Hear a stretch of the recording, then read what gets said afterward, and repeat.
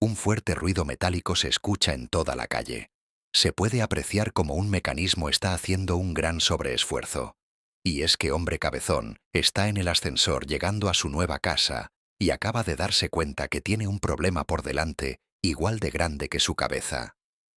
Mientras va subiendo, se pone a pensar en las cosas que le gustaría tener en su nueva vivienda. Y es que por primera vez se ha independizado y se marcha a vivir solo, y está pensando en la de cosas que le hacen falta todavía para su nueva casa. Justo cuando entra por la puerta, y viendo que todavía la tiene un poco vacía, se plantea la gran pregunta: ¿de dónde voy a sacar todo ese dinero si ni siquiera soy un político de Españistán para sacarlo de debajo de las piedras? Se pone a pensar y hacer cuentas mentales.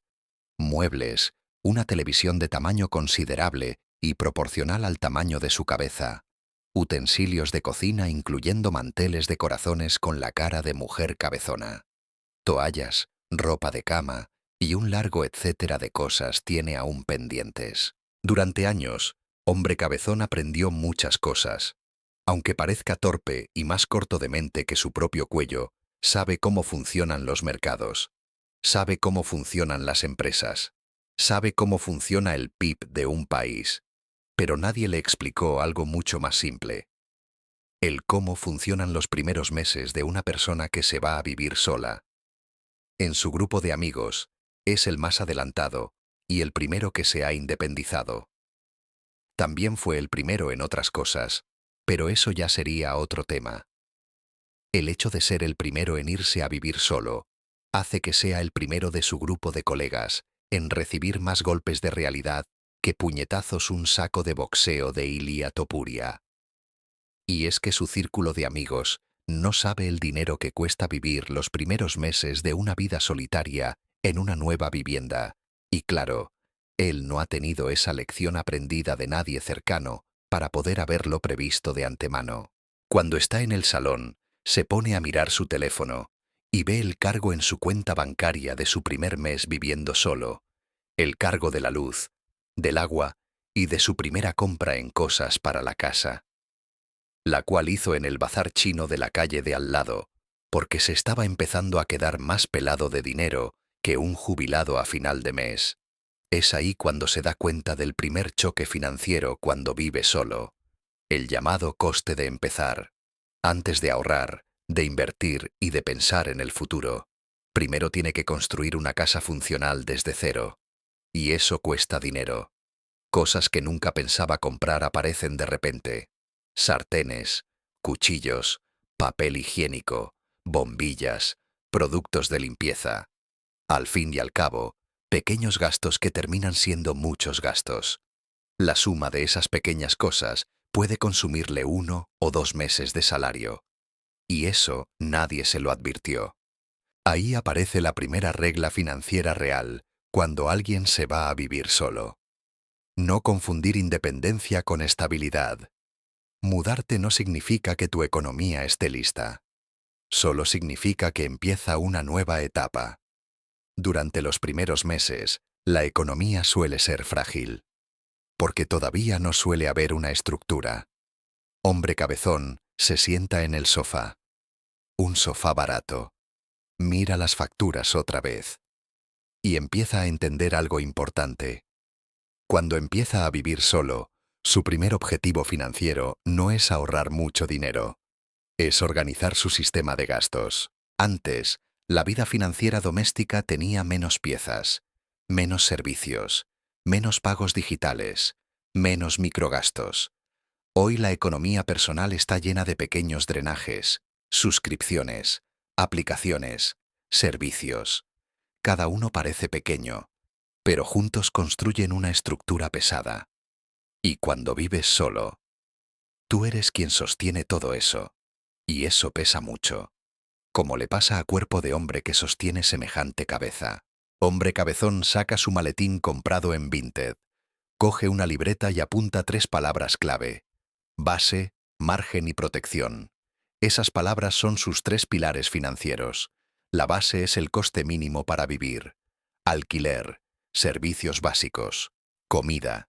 Ese número es el suelo financiero. Si un sueldo es 1.800 euros y la base cuesta 1.500, esa economía vive permanentemente al borde. Si la base cuesta 1.000, empieza a aparecer algo de aire. Por eso el primer paso financiero al vivir solo no es comprar cosas bonitas para la casa, es mantener la base lo más ligera posible. Elegir vivienda con cabeza, evitar contratos innecesarios y no convertir cada comodidad en un pago mensual.